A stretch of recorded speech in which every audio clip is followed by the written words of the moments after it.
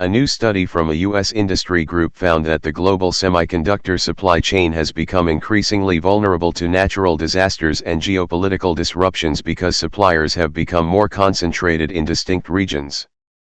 The report comes amid a global chip shortage that started with overbooked factories in Taiwan late last year, but has since been exacerbated by a fire at a plant in Japan, a freeze that knocked out electricity in the U.S. state of Texas, and a worsening drought in Taiwan this year. The shortage has idled some production lines at automobile factories in the United States, Europe, and Asia.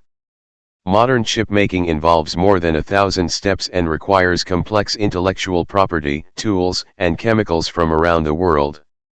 But the Semiconductor Industry Association, representing most U.S. chip makers, on Thursday said it found more than 50 places in the supply chain where a single region has more than 65% market share.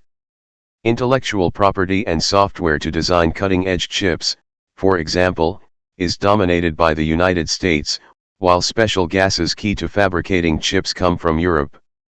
And the manufacturing of the most advanced chips is completely located in Asia, 92% of it in Taiwan. If Taiwan were unable to make chips for a year, it would cost the global electronics industry almost $500 billion in revenue, the report found.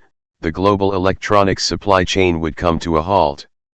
Still, the study warned, a go-it-alone approach in which governments try to replicate the supply chain domestically is infeasible because it would cost $1.2 trillion, roughly 87 rupees lakh crores, globally, with up to $450 billion, roughly 32 rupees lakh crores, of that cost in the US alone, causing the price of chips to skyrocket.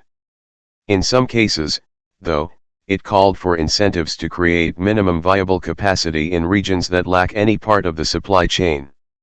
In the case of the US and Europe, that would mean new advanced chip factories to balance concentration in Taiwan and South Korea. We don't have enough semiconductor manufacturing in the United States.